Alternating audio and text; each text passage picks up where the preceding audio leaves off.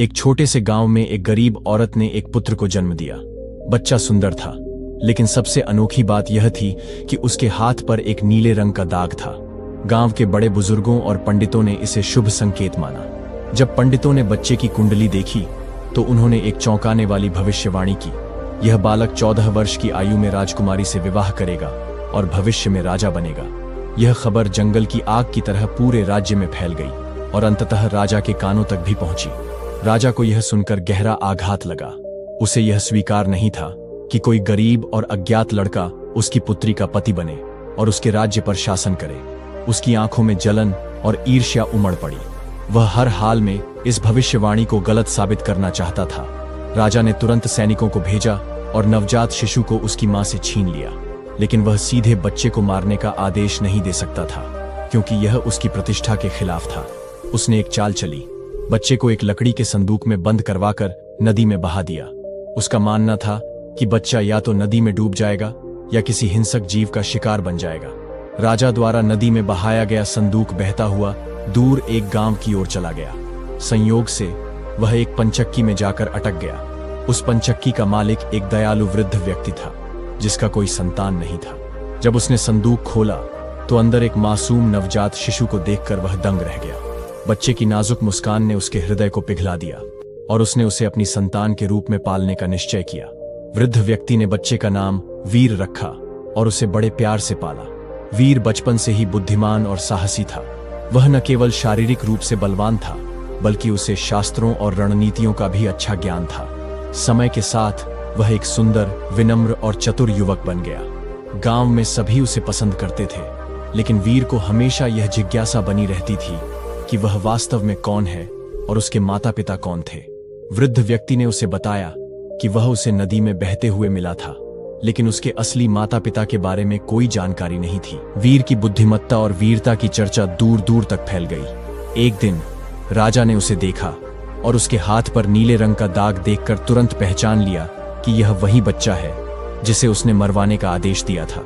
यह जानकर राजा का हृदय ईर्ष्या और क्रोध से भर गया। उसने सोचा कि यदि यह युवक जीवित रहा तो भविष्यवाणी सच हो जाएगी और वह उसकी बेटी से विवाह करके राजा बन जाएगा। राजा ने चालाकी से वीर को अपने पास बुलाया और कहा, तुम बहुत प्रतिभाशाली और साहसी हो। मुझे तुम पर विश्वास है, इसलिए मैं तुम्हें एक विशेष संदेश लेकर रानी के पास भेज रहा हूं। राजा ने पत्र में लिखा, इस पत्र को पढ़ते ही इसे लाने वाले युवक को तुरंत मृत्यु दंड दे दिया जाए। वीर को इस षड्यंत्र की भनक तक नहीं लगी। वह प्रसन्नतापूर्वक राजा के आदेश का पालन करने के लिए निकल पड़ा। यात्रा के दौरान वीर को रात हो गई और वह विश्राम करने के लिए जंगल में एक घर में ठहर गया। यह घर डाकुओं का था, लेकिन वीर को इस बात की जानकारी नहीं थी। डाकू पहले तो उसे लूटने का विचार कर रहे थे, लेकिन जब उन्होंने देखा कि वह सीधा साधा और परोपकारी युवक है तो उनका हृदय पिघल गया। रात में जब वीर सो रहा था तब डाकुओं ने जिज्ञासावश उसके पास रखा पत्र खोलकर पढ़ा। राजा की क्रूर योजना जानकर वे अत्यंत क्रोधित हुए। उनमें से एक चतुर डाकू ने योजना बनाई और पत्र को बदल दिया। अब उसमें लिखा था, इस युवक का स्वागत किया जाए और तुरंत राजकुमारी के साथ उसका विवाह कर दिया जाए। अगले दिन वीर राजमहल पहुंचा और पत्र रानी को सौंप दिया। रानी ने जैसे ही पत्र पढ़ा वह प्रसन्न हो गई। उसे लगा कि राजा ने खुद इस युवक को अपने दामाद के रूप में स्वीकार कर लिया है। तुरंत राजमहल में विवाह की तैयारियां शुरू कर दी गई। जल्द ही राजकुमारी का विवाह वीर से हो गया। जब राजा महल लौटकर आया और उसने देखा कि उसकी बेटी का विवाह उसी युवक से हो चुका है जिसे वह मारना चाहता था, तो उसका गुस्सा 7वें आसमान पर पहुंच गया। वह सोचने लगा कि सीधे तौर पर उसे मारना अब संभव नहीं। वह अब राजकुमारी का पति था। राजा ने सोचा कि इसे असंभव कार्य पर भेजकर मरवा दिया जाए। राजा ने युवक को दरबार में बुलाया और कहा, यदि तुम सच में मेरे योग्य दामाद बनना चाहते हो तो तुम्हें मेरी एक परीक्षा देनी होगी। युवक ने निडर होकर कहा, मुझे बताइए, मुझे क्या करना होगा? राजा ने मुस्कुराते हुए कहा, तुम्हें शैतान के सिर से 3 सोने के बाल लाने होंगे। यदि तुम यह कार्य सफलतापूर्वक कर पाते हो तो मैं तुम्हें अपना उत्तराधिकारी मान लूंगा, लेकिन यदि तुम असफल हुए तो तुम्हें मौत मिलेगी। यह सुनकर दरबार में सन्नाटा छा गया। सभी जानते थे कि यह कार्य असंभव था, क्योंकि शैतान के महल तक कोई भी व्यक्ति जीवित नहीं पहुंचता। लेकिन युवक को खुद पर पूरा विश्वास था। उसने राजा की शर्त स्वीकार कर ली और यात्रा के लिए निकल पड़ा। राजकुमारी को इस परीक्षा की चिंता हो रही थी, लेकिन युवक ने उसे दिलासा दिया और कहा, चिंता मत करो, मैं जल्द ही लौट कर आऊंगा। युवक ने राजा की कठिन शर्त स्वीकार कर ली थी और शैतान के 3 सोने के बाल लाने की यात्रा पर निकल पड़ा। रास्ता लंबा और खतरों से भरा था, लेकिन वह निडर होकर आगे बढ़ता गया। युवक चलते चलते एक गांव में पहुंचा, जहां लोग प्यासे थे, क्योंकि गांव का एकमात्र कुआं सूख चुका था। परेशान ग्रामीणों ने युवक से कहा, यदि तुम शैतान के पास जा रहे हो तो कृपया उससे पूछना कि हमारा कुआं सूख क्यों गया है। युवक ने उनकी परेशानी सुनी और वादा किया कि वह शैतान से इसका उत्तर लेकर लौटेगा। आगे बढ़ते हुए युवक एक भव्य महल के पास पहुंचा।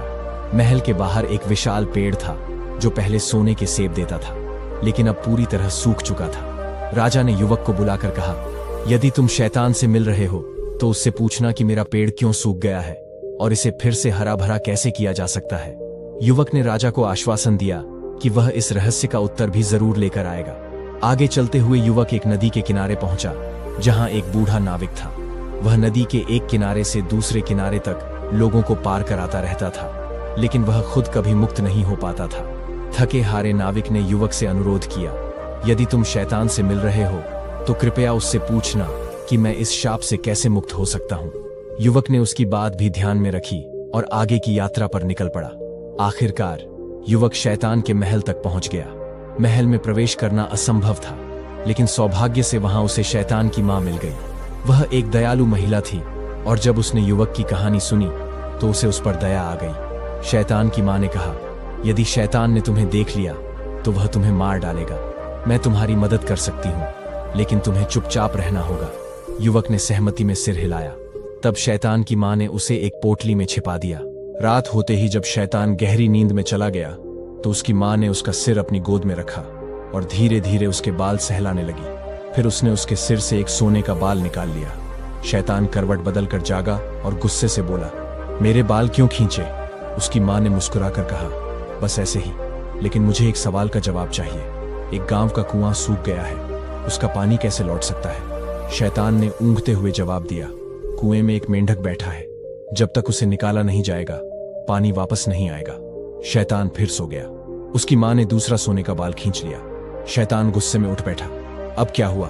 उसकी मां ने कहा, बस एक और सवाल। एक राजा का पेड़ जो सोने के सेब देता था, वह क्यों सूख गया? शैतान ने जवाब दिया, पेड़ की जड़ों में एक चूहा छिपा है, जब तक उसे हटाया नहीं जाएगा पेड़ फिर से हरा नहीं होगा। फिर शैतान वापस सो गया। उसकी मां ने तीसरा सोने का बाल खींच लिया। शैतान फिर से उठा और चिल्लाया, अब क्यों खींचा? उसकी मां ने कहा, मुझे एक आखिरी सवाल का जवाब चाहिए। एक नाविक जो हमेशा नाव चलाता रहता है, वह इस शाप से कैसे मुक्त हो सकता है? शैतान हंसकर बोला, बड़ा आसान है।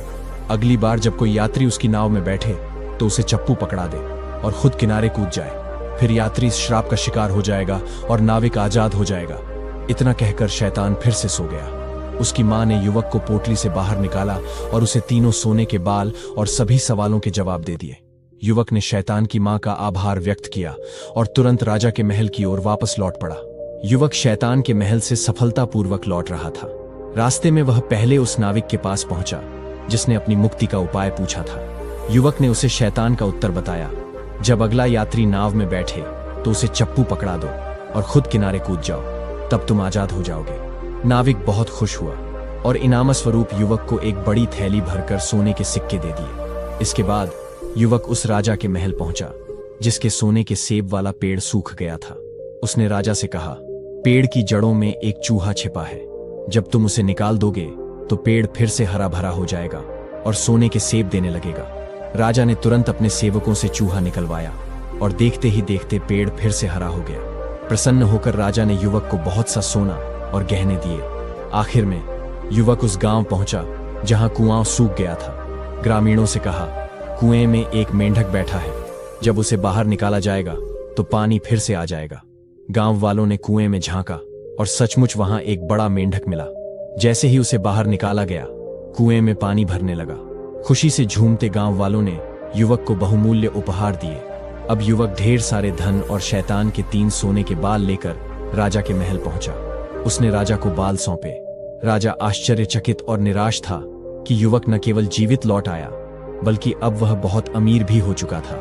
राजा ने जब युवक को सकुशल लौटते हुए देखा और उसके पास शैतान के 3 सोने के बाल पाए, तो वह अचंभित रह गया। उसने सोचा था कि यह कार्य असंभव होगा, लेकिन युवक ने न केवल शर्त पूरी कर ली थी, बल्कि अपनी बुद्धिमानी से ढेर सारा धन भी अर्जित कर लिया था।